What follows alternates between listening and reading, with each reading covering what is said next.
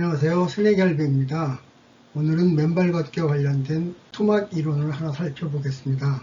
맨발 걷기를 하는 사람들이 많이 말하는 대표적인 이론이 접지 이론입니다.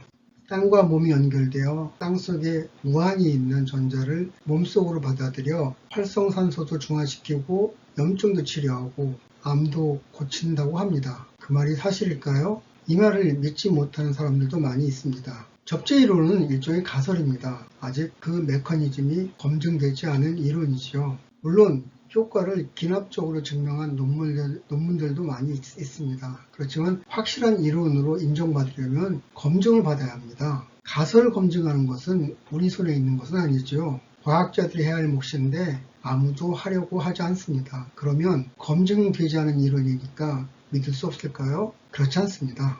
가설 자체가 검증된 이론으로 구성되어 있다면 믿을 수 있습니다. 사람의 몸에 관해서는 메커니즘이 검증되지 않은 채 가설만으로 쓰이는 게 굉장히 많습니다. 대표적인 게 비타민C입니다. 비타민C가 몸에 이롭다는 주장은 꽤 많지만 많은 부분이 아직 논쟁에 휩싸여 있습니다. 검증이 안 된 때문이지요. 비록 가설일지라도 거기에 적용된 논리나 이런 것들이 검증된 이론이고 가설의 구조에 합리성이 있다면 믿을 수 있습니다. 그래서 저는 접지 이론을 믿습니다. 맨발 걷기를 하면서 맨발 걷기를 하니까 이러이러한 것이 좋아졌다 라는 다른 사람들의 말과 증언을 믿고 따라할 수는 있지만 나에게 같은 효과가 나오지 않으면 쉽게 실망할 수가 있습니다. 그래서 이론에 대한 이해와 믿음이 필요합니다. 이론을 이해하고 확실한 믿음이 있으면 꾸준히 할 수 있습니다. 효과가 나지 않으면 그 이유를 탐구하면서 개선해 나갈 수 있습니다. 그래서 저는 앞으로 접지 가설의 이론적 배경이 되는 내용들을 하나씩 살펴보려고 합니다. 오늘은 그 첫 번째로 자유존재에 관한 것입니다.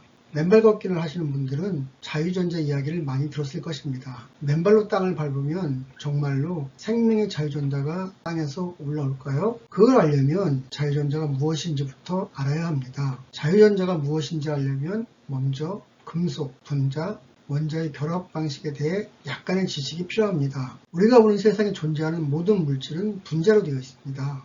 물을 계속 쪼개다 보면 마지막에는 더 이상 나눌 수 없는 물 알갱이가 나옵니다. 물 분자의 화학식은 이렇게 생겼습니다. 비타민C는 대개 아리악 형태로 나옵니다. 이것도 계속 나누다 보면 더 이상 나눠지지 않는 비타민C 알갱이 하나가 나오는데 이게 비타민C 분자입니다. 물은 산소와 수소라는 원자로 되어 있고 비타민C는 탄소, 산소, 수소라는 원자로 되어 있습니다. 여기서 수소, 산소, 탄소와 같은 것을 원소라고 합니다. 원소는 더 이상 쪼개질 수 없는 이 세상을 구성하는 최종 물질입니다. 이 세상에 존재하는 원소의 개수는 겨우 118개라고 합니다. 이 중 92개가 자연계에 있는 것이고 나머지는 사람들이 인공적으로 합성한 것이라고 합니다. 이 118개의 원소가 각양각색으로 모여 온 세상의 물질을 만듭니다. 정말 신비롭습니다. 원소는 크게 금속 원소와 비금속 원소로 나눕니다. 이 그림은 원소를 성질로 구분하여 보여주는 표로 주기율표라고 합니다. 이 그림에서 푸른색으로 표시된 원소가 금속 원소이고 노란색으로 표시된 원소들이 비금속 원소입니다. 원소가 결합하여 물질을 만드는 방식은 크게 이온 결합, 공유 결합, 금속 결합으로 나뉩니다. 이온 결합은 금속 원소와 비금속 원소가 결합하는 방식입니다. 대표적으로 우리가 아는 물질 중에는 소금이 있습니다. 소금은 나트륨과 염소가 이온으로 결합한 것으로 염화나트륨이라고 합니다. 이온 결합은 음이온과 양이온을 이해할 때 필요합니다. 우리 몸의 전해질이나 소금 섭취량 등을 알아야 할 때 필요하기 때문에 나중에 자세히 살펴보겠습니다. 공유결합은 전자를 공유하면서 결합한 형태인데 주로 비금속 원소 간의 결합물을 만듭니다. 물이 수소와 산소가 전자를 공유하면서 만들어진 대표적인 공유결합 물질입니다. 앞에서 본 비타민C도 공유 방식으로 결합된 물질입니다. 우리 몸의 활성산소는 물이나 과산화수소 같은 공유결합 물질이 쪼개질 때 발생하므로 활성산소를 이해하려면 공유결합이 무엇인지 알면 도움이 됩니다. 우리 몸에서 활성산소가 발생하는 메커니즘은 이 영상을 보시면 도움이 됩니다. 공유결합은 나중에 활성산소를 좀 더 다룰 때